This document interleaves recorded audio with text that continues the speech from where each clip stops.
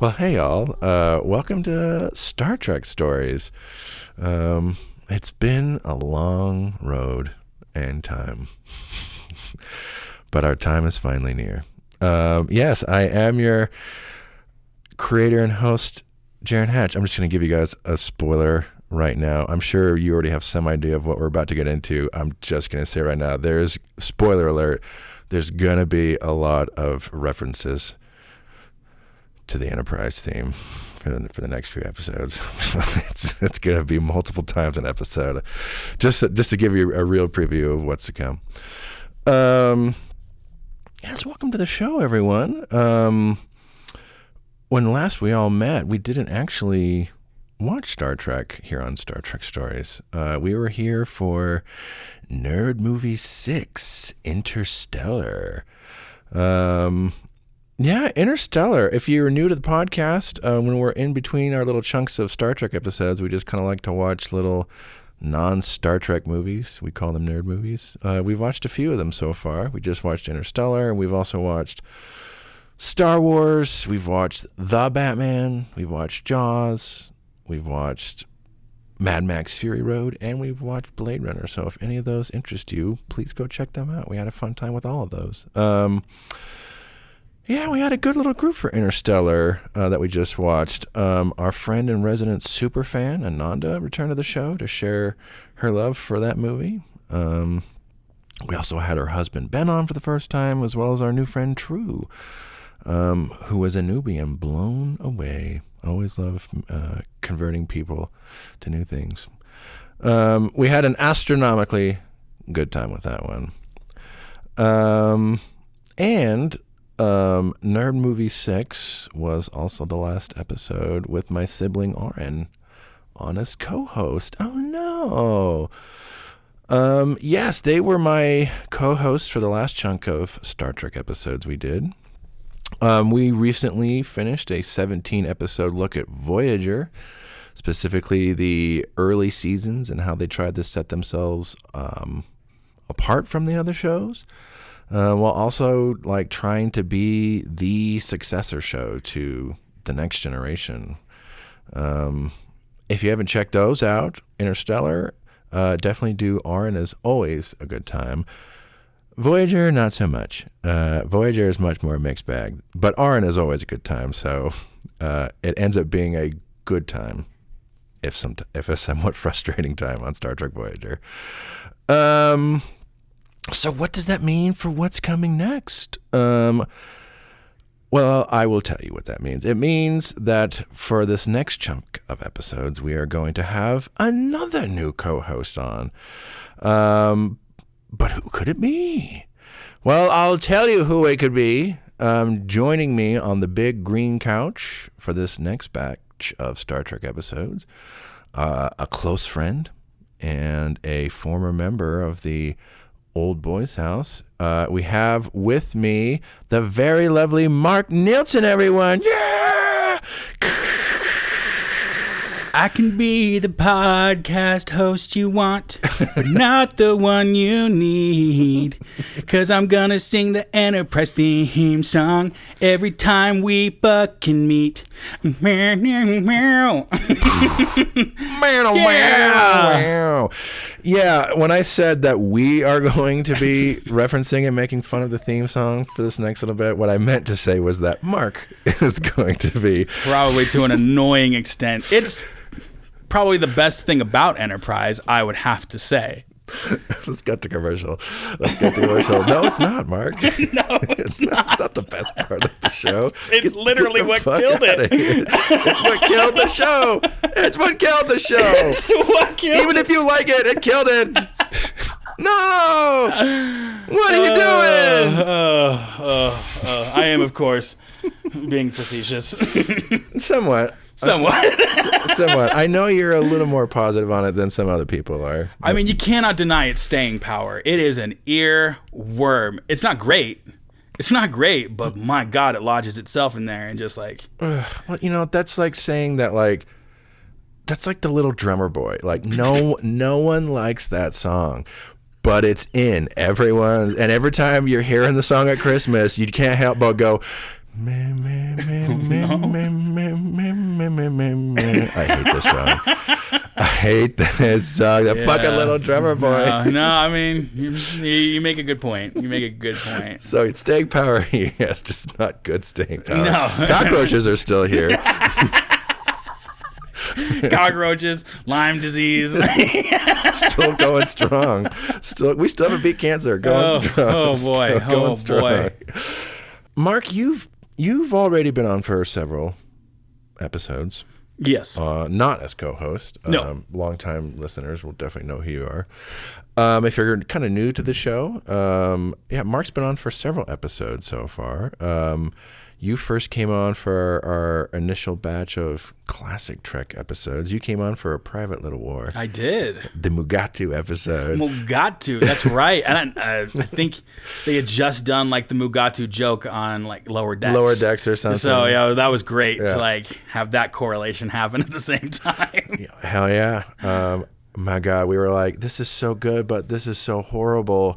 I have so many mixed emotions about this. I'm laughing and crying. I'm laughing and crying. Space Vietnam is hilarious, but still sad. Oh my. But still sad. I remember. Tyree. Yeah, that, and the way that, it ended, That episode. It does end on a rough note. Just like, oh no. And it was hard to tell, slightly racist? Maybe. Or sexist? Sexist, yeah. With Nona, the Canutu woman. Yeah. With her bell bottom pants. Bottom, yes. I totally forgot. The local, like, alien space witch wears just leather bell bottoms. Yeah, we had a good time with that one. It was wonderful. I know, funny, like, that episode midway through, I think, is actually these headphones that we're wearing. They got delivered during that episode. I remember, yeah. So actually, in between when we were recording the episode, like let's do the first little bit, pause, watch the episode, we come back, and that time these headphones arrived. Arrived. That we're wearing right now. Crazy. So crazy. You were here for milestones of the podcast. Then you were on for a slew of TNG episodes. Mm-hmm. You were on for Data Lore. Yes. Where we learned about appropriate workplace conflict management. We watched Brothers, little Brothers. Brent Spiner acting showcase. Fantastic. Yeah. To be honest. And then we watched Descent Part 1 and 2, which wasn't as fantastic. No. You were here for all the lore episodes. I was. Yeah. Very interesting. What's is awesome to like see Brent like play two different versions of the same character, or in a way, they're both synthetic life forms. Different kind of. It was quite the journey, though. I did enjoy it. Yeah. Because you hadn't mostly watched those before. No. And we should say that you coming into this podcast have been in this kind of very strange, very rare niche of the fandom where you're a hardcore Star Trek fan that has seen most of it, but you hadn't ever sat down and watched Star Trek The Next Generation, which is the inverse of how it usually goes. Yeah. So that was also this also kicked off a recent I got to sit down and watch Star Trek The Next Generation. Yes. Journey for you. Yeah, and so still season 4, mm-hmm. because I was blazing through for a while, and then I started watching it with Adriana, and I love watching it with Adriana, mm-hmm. but you know how it is, because there are 3 people living in my house. Yep. So, like, not only is it just not always an opportunity for where it's like just me and Adriana to watch a show together while we're having dinner or something. Mm-hmm. Like, usually there's 3 of us there. So maybe I should just start again on my own in earnest. But there's no rush. Like the show works as also just like a great let's watch one. Yeah. Like it's perfect. Which is honestly what has been happening. It's been like, because we'll sit down during those moments when like the 2 of us are like having lunch or dinner together. Be like, what are we watching together? And Star Trek Next Gen will pop up. Yeah. Be like, yeah, Let's do that. Yeah. Let's do that. It's always such a joy. Oh, yeah. I'm really, really liking it. It's so good. You jump in for a little, even when the show is like just fine, there are definitely like mid-fine episodes of TNG, but the overall quality of the show is so strong that even just like the fine ones are like, that was still great. Yeah. Yeah. Yeah, absolutely. Yeah. You went on this TNG journey, but this is the last show mostly on your journey. We've talked about it a little bit before, Mark, but when it comes to your Star Trek story, like where does this all start from you, and how did this all everyone watches these in different orders and comes at it differently. How did you come at it? Yeah. So watching Voyager with my older sister and my brother when we were growing up, my sisters loved it. Mm-hmm. And of course they did. Mm-hmm. I mean, it's Janeway. Kate Mulgrew, yo. Like, we had a lot of mixed feelings about Voyager in our last chunk, but we were all universal in our praise for Kate Mulgrew as Captain Janeway. I mean, you can't, like, Janeway. Yo, Janeway. Like, it's Janeway. She's the show. Like, really, though. And, like, and Kate is just... holy shit. Like, you know. She's so dialed in. Really, though. And, anyways, 110%. I can't say enough about... Kate. But so it started there, and then didn't watch any more Star Trek. You know, it just wasn't a part of my life. And then went to college. Mm-hmm. Went to that first year. Everything was cool. Moved into the boys' house, the first iteration of the boys' house, the original series, with you. Yeah. Yep. And I believe, well, because, you know, we were... Well, I won't go into details about that, but, you know, there were reasons why having something to watch was very important. He's talking about weed. Okay, yes. And sometimes other things. But I actually do think I was ill at one point, and I think you had recommended Enterprise. Mm. Because I think maybe we talked about it. I like saw it and was like, is it any good? And you were like, well, you know, it's like, yeah. Yeah, you weren't really aware of the show. No, at all. And so one day when I was like not feeling great, I was like, hey, can I borrow the first season and start watching it? And you were like, of course. And you brought the first season. And I would literally sit in my room downstairs with my computer on my chest, just smoke bowl after bowl after bowl, and just binge watch. This is starting to ring a bell, because I remember, like, do you have the next season? I remember bringing you those seasons and seeing them like in your room. Yes, like on my nightstand, like stacked up, like right next to my like little pipe. I remember. Memory unlock. And I blazed my way in multiple ways through Enterprise. Absolutely. It's been so long, and I had forgotten how much I like. Really, though, I will say the opener very immediately was something we had to talk about. I was like, okay, like, I'm really liking the show, but what's this song? What's up with this song? And like the takeaway always was like the montage behind the music was one of the most fantastic montages that like Star Trek I feel like had done as an opener, because I had seen other openers at this point. Yeah. I mean, just like it could have been. It could have been like the only thing worse would have been somebody save me. Just the Smallville opener. Thing, yeah. Oh my lord, that would have been that. Actually, that might have been better. Who knows? Like, I can't remember. We'll get into it, but I think the original hope and idea was they wanted it to be a U2 song. I'm trying to remember this. And U2 was like, nah, mate, we only do work for things that are cool. Yeah, so they got Kroger. Thanks, U2. Bono. They got Kroger Bono to come sing. Kirkland brand Bono. Faith of the Heart. Well, I guess there's that Patch Adams song. Hey, can you do that song, but can you speed up the guitar?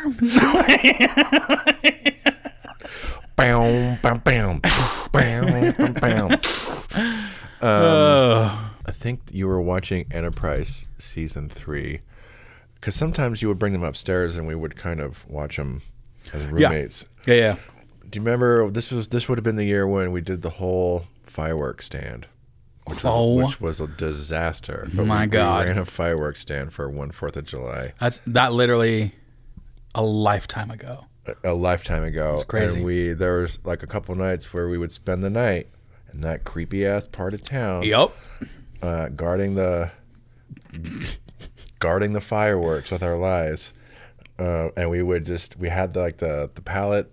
Like the pallets laid down, we put like some blankets and sleeping bags, and we just stayed in the middle of the firework tent. Yep. But then we brought like a little TV, and we were playing like Star Trek Enterprise. I it do. was like some of the Zindi fucking shit that was going on. Yeah. And then we were just like, it's whatever at night, creepy part of Ogden, Utah, and then I've got feet. Yeah. Just like coming from a firework tent. With just a little light flickering in there. But we were like literally in the middle of fucking nowhere because the corner we were at, the business was shut down. It's like an old bowling alley. There was the bike place across the street. Yeah. That guy was fun. Yeah. That fucking guy. My God. But yeah, Enterprise got us through some times. And it got to a point where we had to, by the end of you watching that show, and for the episodes that we were there watching with you, because I think a lot more people were watching for like season 3 and 4. I think so, yeah. Otherwise, when the show gets better.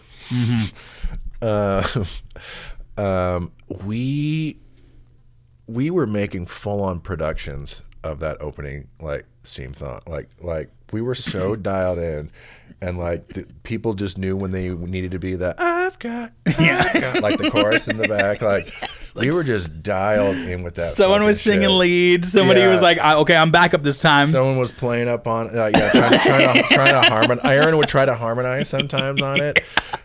Totally forgot And then we would about try that. to like accentuate some of like the instruments. Bam, bam, bam. Oh, yes. Oh my God. Yeah. That's so funny. I had completely forgotten about that. We went hard by the end. By that last episode. That's so funny. It would have been better had they got us to perform the song because we were so dialed in by that point. We were spot on. Where did it go after Enterprise for you? So Voyager, nostalgia show, then you Enterprise. So the first one start to finish? Enterprise? Yeah. Yeah, absolutely. Yeah. Pretty consistently. I don't remember if it was pretty quick. Yeah. I feel like, I mean, well,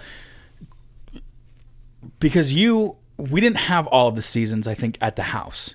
You were bringing them in parts? I may have been borrowing them from my folks. Yeah. I think rings a bell. I may have had them. I can't remember if I had them all. I think at one point you did, but not towards the beginning. Yeah, and then eventually I had them all. Yeah. Yeah. But went straight through that. Then I was like, well, what other Star Trek should I watch? So, of course, I went to you. What should I watch? Hey, I really enjoyed my watch through of Enterprise. And I think at this point, pretty consistently, you had been watching the original series. I know Aaron and I, at one point, were watching through. Yeah, I don't know if this was an official watch through, but it was on. I would come upstairs and the original, like at certain times. Yeah. I mean, different Star Trek things were on, but Aaron, and Quantum Leap was on as well. I was watching through all of Quantum Leap at that time. Yeah. But I was like, okay, so what should I watch next? And the answer to that question was Deep Space Nine. Deep Space Nine. Deep Space Nine. The unabashed best one. Yeah. Yeah. 100%. Well, because I think we got talking one time, and I was saying like, because I knew of Deep Space Nine. Yeah. So I just finished watching Enterprise. I knew of Deep Space Nine, but I was like, because I had seen it on TV when I was growing up, but it was always like, yeah, but it's not really me not knowing anything about Star Trek, being like, yeah, but it's not really Star Trek, man, because like they're not even on a ship, bro. Yes. They're just on a space station the whole time. Like, how's that supposed to be the boring space station? The boring space station one. It's literally the best Star Trek ever made. It's the best one. Yeah. It's literally the best cast, the best writing, hands down. The story arcs, the character arcs from beginning to end, every single one of them is fantastic. Yeah. Yep, still the best one. We are definitely fans of Deep Space Nine on this podcast. Oh yeah, for sure. It's I don't know, there's not enough love in the universe for that show. Yep. In my opinion. Yeah. Where did it go after that for you? Did you watch? I know you would sometimes watch some of the original series because yes, Aaron and I watched through it, and then Tyson and I watched through it. Yes, and I know you were there for both of them. For both of them in spurts. Yeah, but I think ultimately I have watched all of the original series now. Mm-hmm. At this point, I think I have seen maybe with the exception of like an episode or two that I may have accidentally missed, but not like contiguously. But for the most part, yes. But a lot of it, yeah. Because there was a chunk of time, especially in the first season of one of those watch throughs, I was there pretty consistently through the first, and I think most of the second. Yeah. It was towards the end, and then later on, caught some of the others. Yeah. And then of course the movies, like those were a staple. I think because when we were in college is when the Chris Pine movies came out. Yeah. I remember going to the theater with you. Packed theater, just absolutely fantastic. Night, getting our big old things of popcorn. Literally our whole college group friends, literally taking like 2 rows up. Weber State represent. Yeah, for real. It was so sick, man. Sometimes those things. Yeah, it was a fun night. Yeah, man. Like going to a packed movie theater. There's something about that. Yeah. But yeah, so those were coming out. Yeah, we watched all of that. Yeah. Getting into Deep Space Nine. I mean, Deep Space Nine took a while. It's 7 seasons. Yep. There's it's back when the runs of the show, they would do 25 episodes in a season, most of the year. Well, at least half of the year or something was cooked up with a run of a particular show. So it's got a lot of episodes. They're an hour long. It's 7 seasons. After that, I remember I do remember the original series. And then,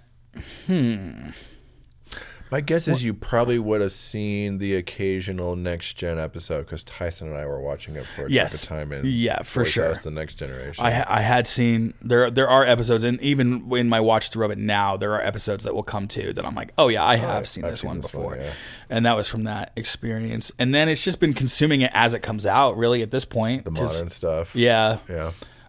Pretty consistently. I'm caught up on basically everything at this point. Yeah.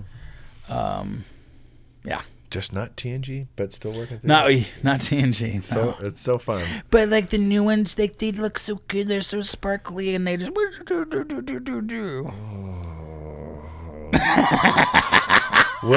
We'll get there, folks.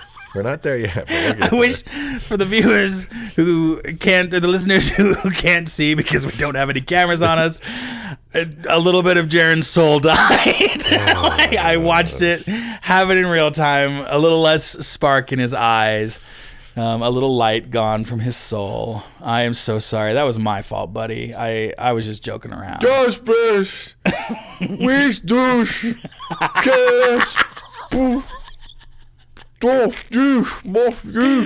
Oh shit! Oh no, he's gone. He's gone full Discovery Klingon. Full Discovery Klingon. It's bad. Do you a couple questions before we start really introducing what we're watching for this little chunk of episodes, but I'm curious with your little journey with it. Because you are broadly a big genre fan. You really like sci-fi. You read sci-fi. You watch sci-fi. You also watch and read fantasy. This is also true. Also enjoy horror, though. My guess that would be maybe your least favorite of the three. Ooh, that's hard to say. Horror will fluctuate back and forth. I know you also love it, but I'm trying to think where that. What's at the top of that pyramid? So top of the pyramid is 100% sci-fi, and I think horror and fantasy will actually swap as to because there is some fantasy series that I get into that I'm like, okay, this is fucking amazing, and then there are horror things that I read. I like cosmic horror quite a bit. And not just as something to read or I like it in video games quite a bit as well. Yeah. Like Dead Space is one of my favorite video games, which is very much sci-fi but cosmic horror. Very much so. And I'm curious what do you come to Star Trek for? Like, what about it specifically appeals to you, and then kind of by extension, then what would be your favorite incarnations that kind of give you that? Well, Star Trek specifically, there isn't, especially in sci-fi, there isn't a lot of representation of what Star Trek is, and becomes this like this very optimistic view of the future of humanity. Yeah. That this, in all of Star Trek, there is this like assumption that you just like, in order to watch the show and suspend your disbelief, the assumption you have to take on is that humans figured out how to overcome their differences. Mm-hmm. And in doing so, they are now on a galactic stage with other species who they have also learned how to cooperate with and overcome certain differences in order to create a stronger, better, more free and accepting world or universe than came before. Yep. And most sci-fi does not do that. Nope. Most sci-fi, it doesn't matter if it's cosmic horror or not, most sci-fi has a very bleak look towards the future. In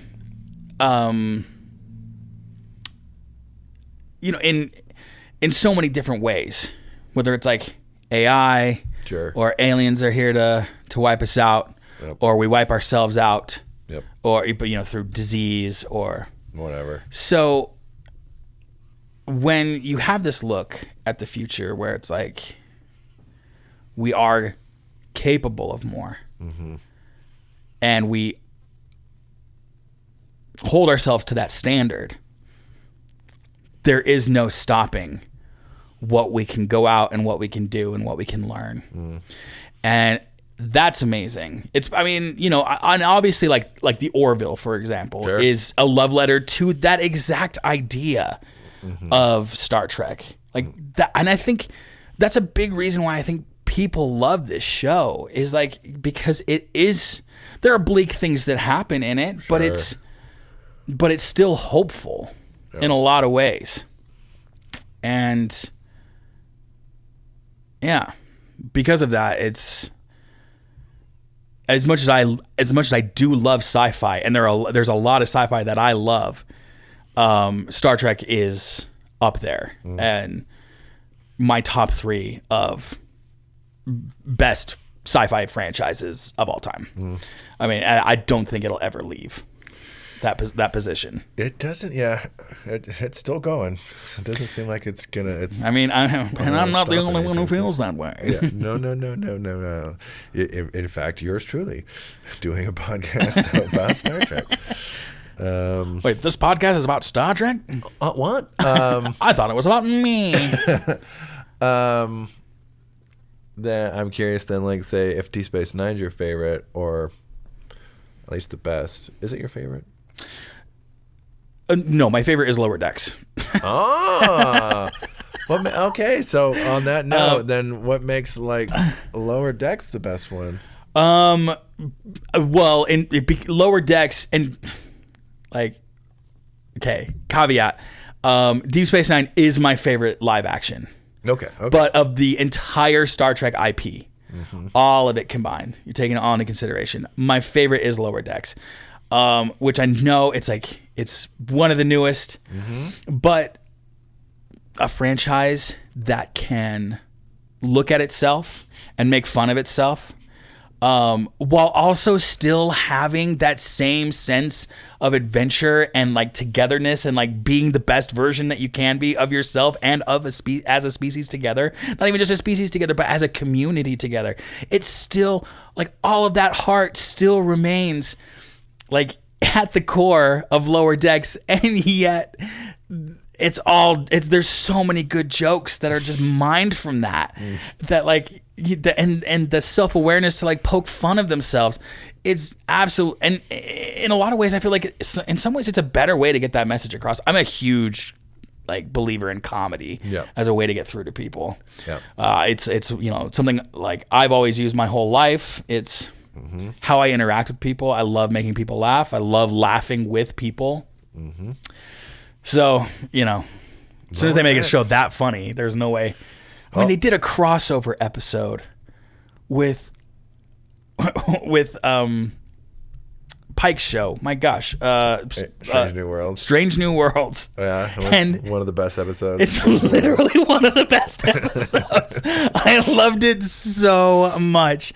Like, them just being the biggest, or Boimler at least being the biggest, like, oh my God, like history nerd, and just being like, oh my God, I'm on the Enterprise. And it's like, the fact that they are willing to do that is just so amazing to me. And it's just like, it goes to show that the people who are in charge, like, of the IP right now and moving forward, at least they have self-awareness. I know not everything that they've put out has been perfect, but nothing's going to be. No, I mean, Voyager wasn't perfect. No. The original series wasn't perfect. No, you take that back. No, deeply flawed, even if it's my favorite. I mean, I do love it. I do love it. It's so good. It's but, so good. They're not all going to be bangers. No, they're not. You could even argue a majority of them aren't bangers. But I do appreciate the effort to try and the core, like remaining faithful to that core ideal of being better than what we are and striving for better than what we are. Yeah. Love it. Love it, love it, love it. Can't say enough about it. Give me more Star Trek. Lower Decks. I'm glad you are here for what we've got coming our way, because I think you and I are going to have fun with it. Hopefully. But what are we going to be watching on this chunk of episodes? Well, I'll tell you what we're going to be watching. So for those new to the podcast, we have been watching through a 100 episode list we have titled Venturing Through the Universe. This is a curated list for both newcomers and longtime fans, and we're doing like a big overview of the entire Star Trek franchise. Just one little, not so much so little, one big imperfect snapshot at the whole thing. For the last several chunks of episodes, we have been taking a deep dive into Golden Age Trek.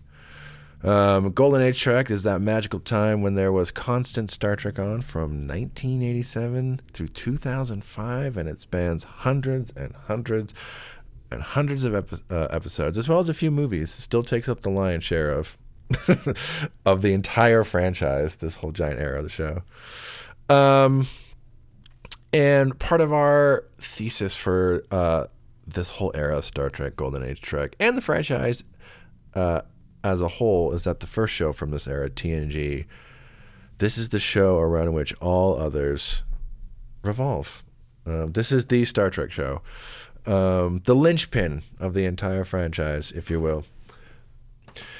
Yep. So because of that, we did a 40-episode like TNG abridged watch through, and got like a nice overview of that whole entire show and kind of what makes it like the definitive Star Trek show. Our episodes were definitely imperfect, Mark, but I think even in just our little lore thing, there's definitely shades of like what makes this whole show so great and awesome. Especially Brothers. Oh, yeah. The notable one there. Oh, yeah. Absolutely. Yeah. Absolutely. Again, it's true to the heart. True to the heart. Faith of the heart. I'm so fucking excited. Golly, what could we be watching on this chunk of the podcast? So in the last couple of chunks, we've also been checking out some of the other shows in this era and seeing how they distinguish themselves from TNG, particularly in their initial conceptions. We looked at Deep Space Nine first, That one is a spin-off of TNG, and that was kind of set up to be this like alternative other Star Trek show. It was also the first time in the franchise when there were 2 shows on at the same time, which was, if you were there for that, that was like a super exciting time to be a fan. In this most recent chunk, as we said, we just looked at Voyager. Voyager was kind of positioned to be the successor show to TNG when that went off the air, and it was also the launch show for the brand new network UPN. So that one definitely had a lot of stuff riding on that one. Between all of these shows, we have so far spent 71 episodes of our 100 episode look looking at Golden Age Trek. That's over 2/3. And believe it or not, we're still not quite done with this era of the show. There's one last couple little things we got to look at. What could that possibly be? God help us. His name is motherfucking Scott Bakula. Down now. And Jolene Blaylock is also in the show. Also starring Jolene Blaylock. Like the first season of Gilligan's Island said, and the rest are here on Star Trek Enterprise. Star Trek Enterprise. Oh boy. Oh, I'm thrilled. I am thrilled beyond belief. Buckle up, everyone. Yes, we're going to be calling this chunk of episodes the Waning Enterprise. Aww. The waning Enterprise. But there's a reason for it, because this list will be slightly more nuanced than just taking a look at Voyager, because we're going to be looking at a very specific thing in this little chunk. What is that? So for some of the background, we kind of been talking about TNG, Deep Space Nine, Voyager, this whole giant golden age of Star Trek that's been going on. But ever since kind of TNG went off the air, like that's when the whole thing was at its height. Like the ratings, the critical reception, the fandom, like especially by like season 7 of TNG, like it went, like the show never dipped in terms of like it just got more and more popular. So the show like literally ended on a high note. But ever since the TNG went off the air, there was this slow kind of diminishment of the franchise that was going on, and it just never hit those same ratings highs. Voyager, meanwhile, and we talked about it a little bit in this last chunk, Voyager was so, like, Deep Space Nine kind of got to be its own thing, but Voyager had all the expectation of, but you have to be the next TNG. Oof. And you got to really be keeping this franchise going. Oof. Whereas Deep Space Nine was kind of positioned to kind of get to be this other thing that got to play a bit. There's a lot of pressure. Also, like, they were the premiere show for a whole network. So there was CBS? UPN. Oh, really? But, owned by CBS. Okay. But, it's what kicked off the whole network. And then throughout its whole run, Star Trek was just like, you are our big show. Like, we're going to, How many seasons did Voyager run? 5? Voyager would also go 7. Oh, went full 7. They both went full 7. Okay. So, like, kind of Deep Space Nine and Voyager together were, like, keeping the franchise going through, like, the whole 90s. Then eventually Voyager goes off in 2001.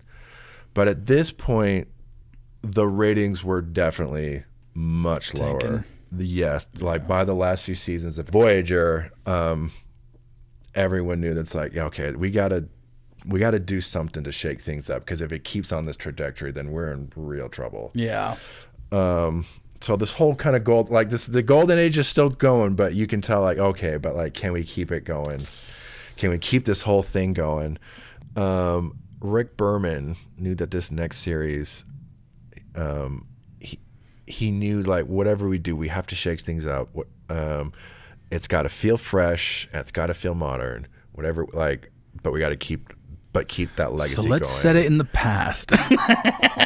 So let's set it in the past. But like, that was his big inspiration was the 1983 film The Right Stuff. I think he watched this one night, if I recall him talking about it, but he watched like The Right Stuff. I have no idea what that is. It's the movie about the Mercury astronauts.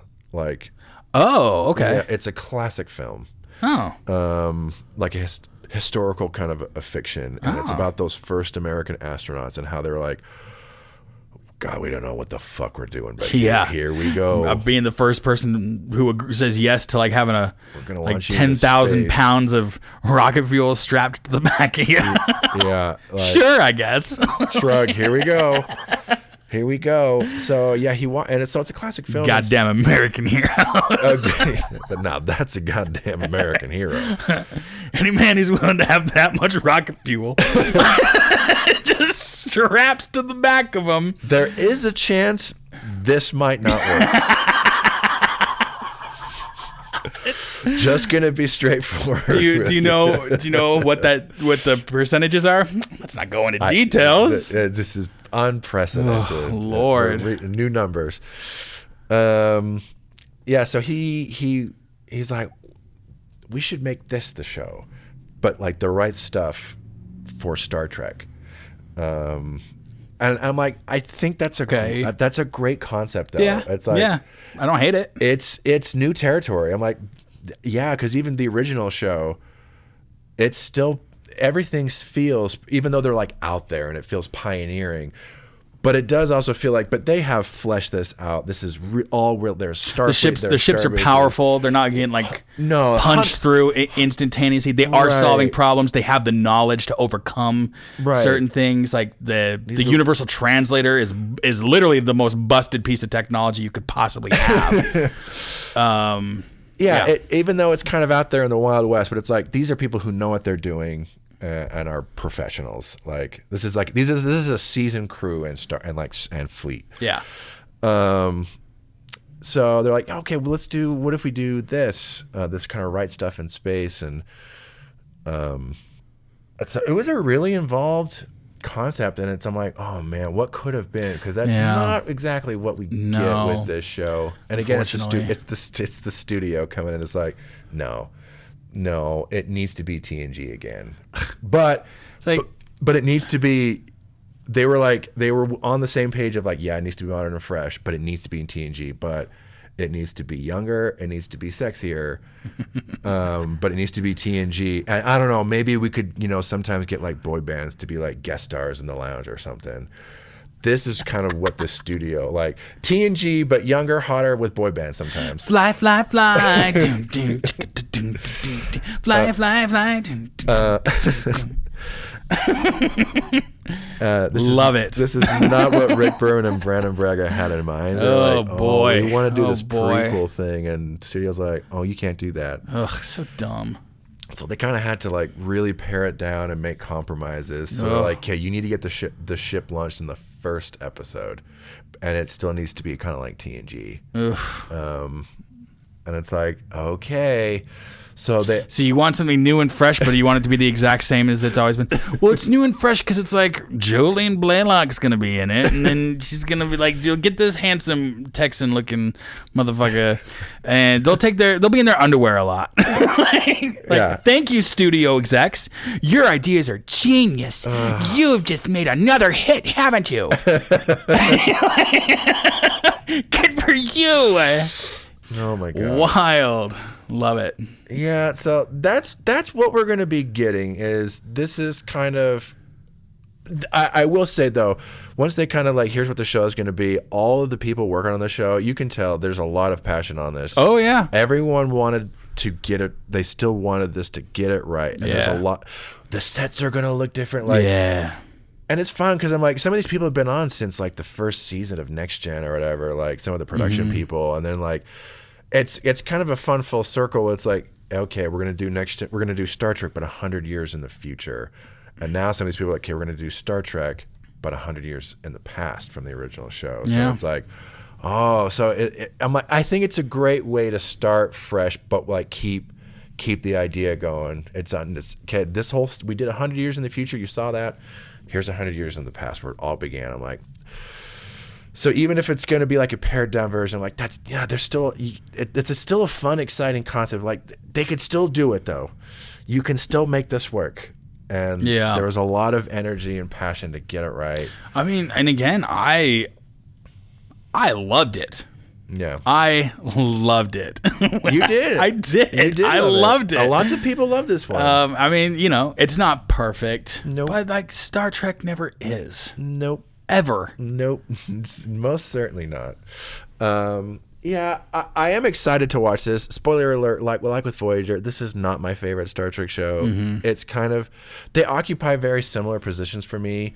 Like, these are kind of more, in my mind, as like the mid-grade Star Trek shows. So, like, they're fine. They're fun. They have their moments, but they are also flawed. But I know you, and this is why it was great when I did Voyager with Aaron, because Aaron loves Voyager. And so they were a bit more of like a champion. I'm like, and I know you probably hold Enterprise in higher esteem than I personally Well, probably, do. yeah. I would say I do, yeah. So I think this will be fun because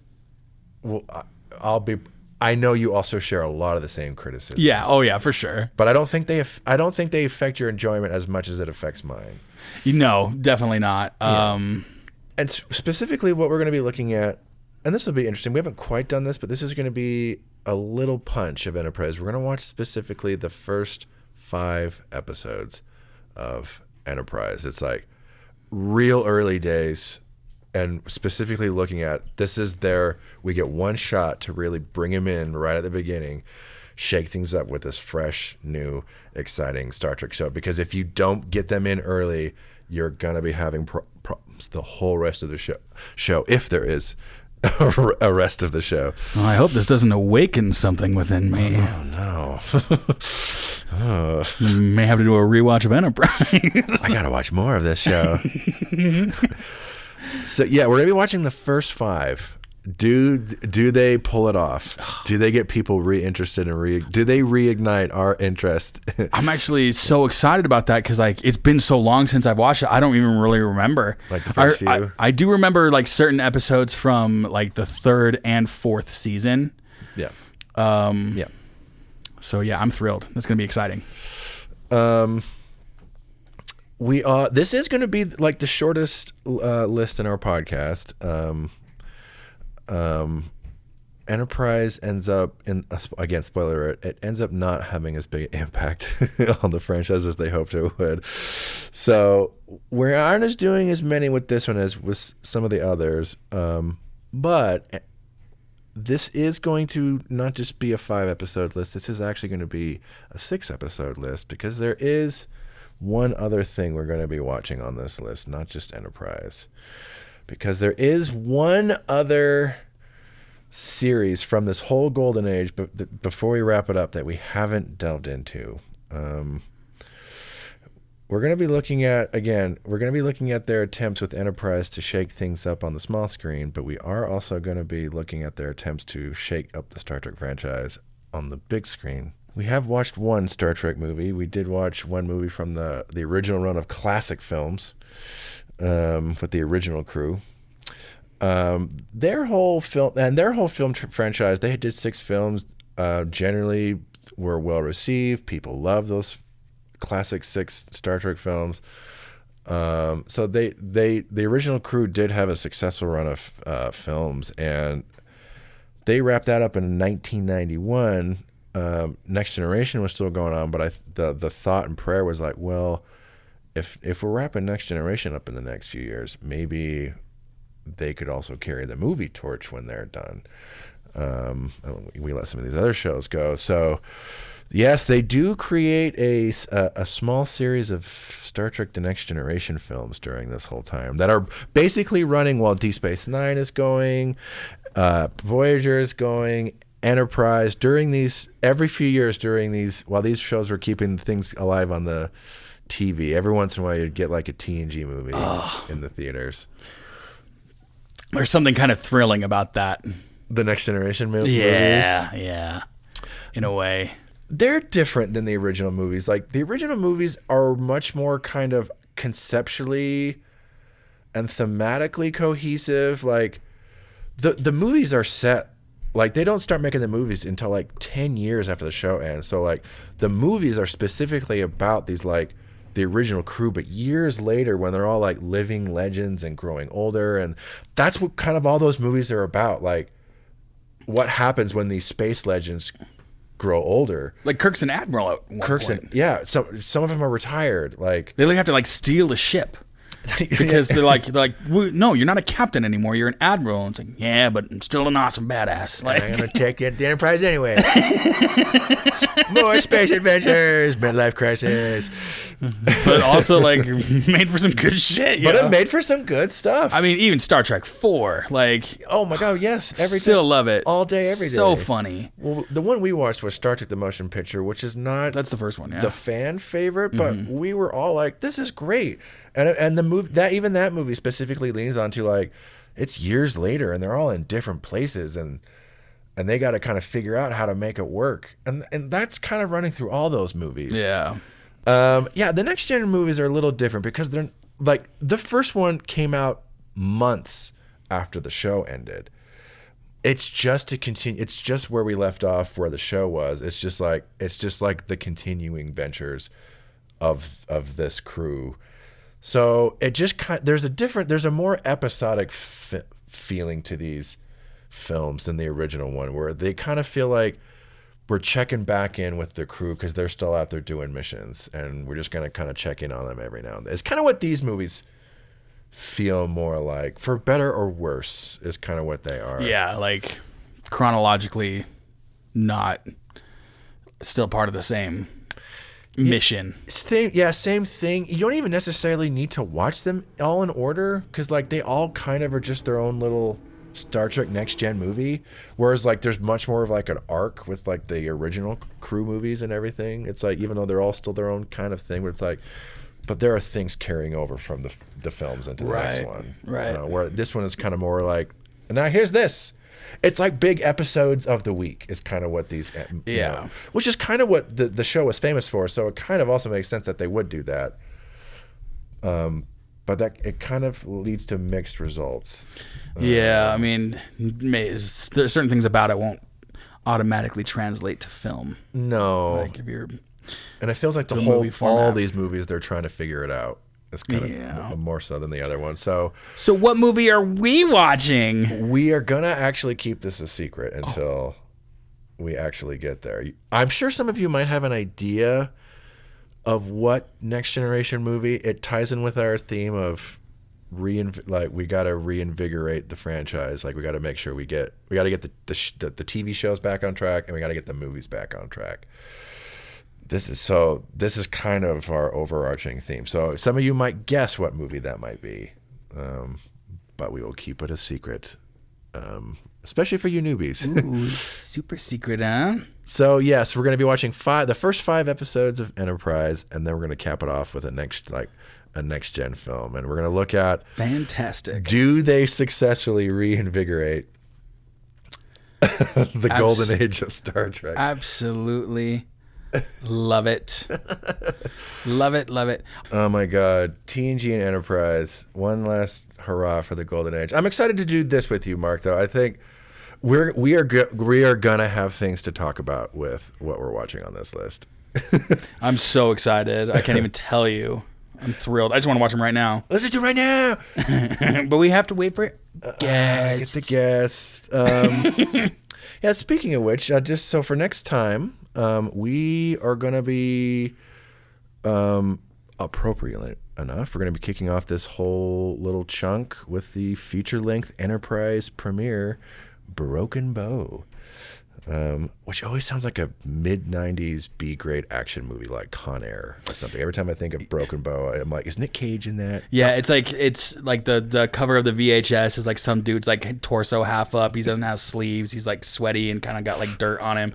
But like there's like a gun slinged to his back, and like there's like a jungle like kind of to the side in the background, and maybe like a helicopter with a dude hanging off it. Sandra Bullock in like a sweaty tank top kind of looking up at him. Yeah, Broken Bow. I'd watch the fuck out of that movie. It was okay. It was pretty good. It was a good Nick Cage film. Broken Bow.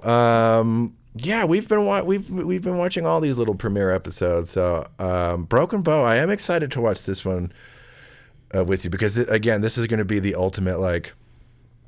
I mean, we're going to be watching the first 5 episodes, but this is like even kind of more so than Deep Space Nine and Voyager, this was like, okay, we're shaking things up and we're doing something different. And so it's going to be interesting to see. You said feature length. Is this one 2 hours? It's an hour and 30 minutes. So it's like a double length. It's a double length episode. Okay. So we will have a couple of guest hosts coming on for that one. Come celebrate the premiere. We will have a returning guest and a new guest coming on.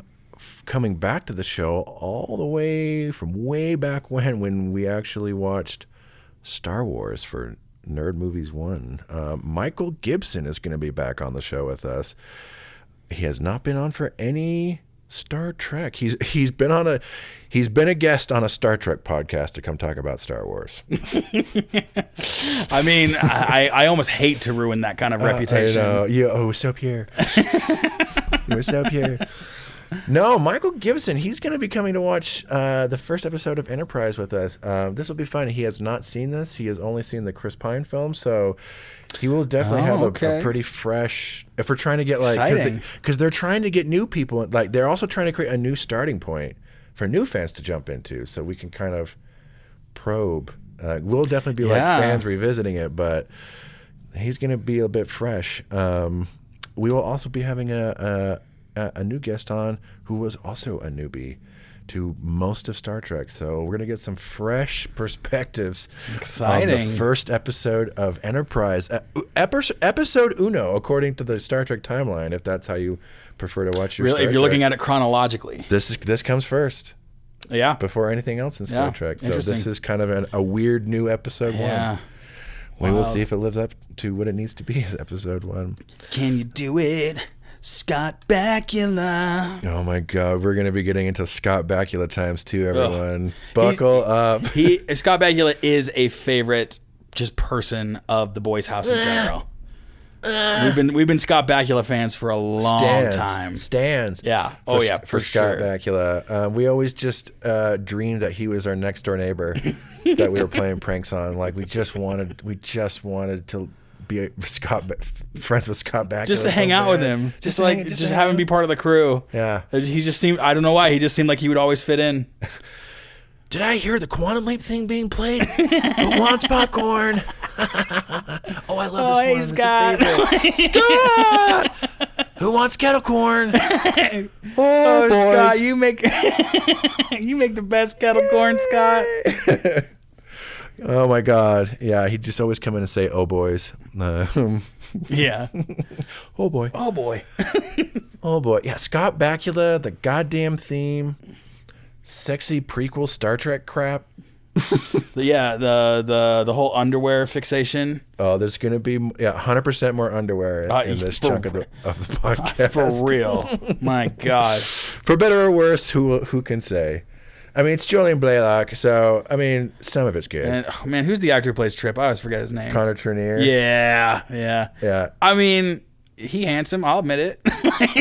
Budget Brad Pitt. Yeah, he's Kirkland Brad Pitt. Kirkland Brad Pitt. And Kirkland Angelina Jolie with a smooth Texan accent. I am excited for this. Like.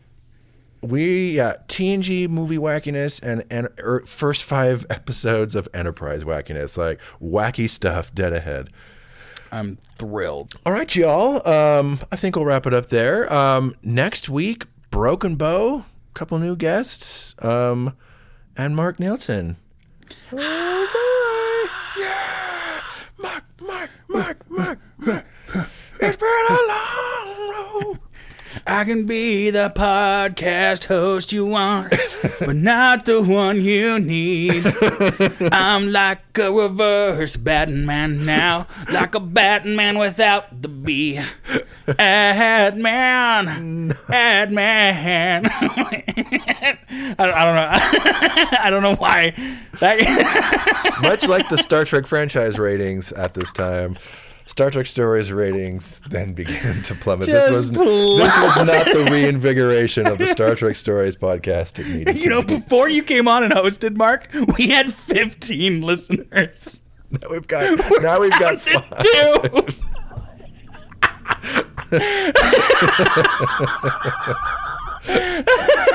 2. was doing so well, Marcus. Oh my god.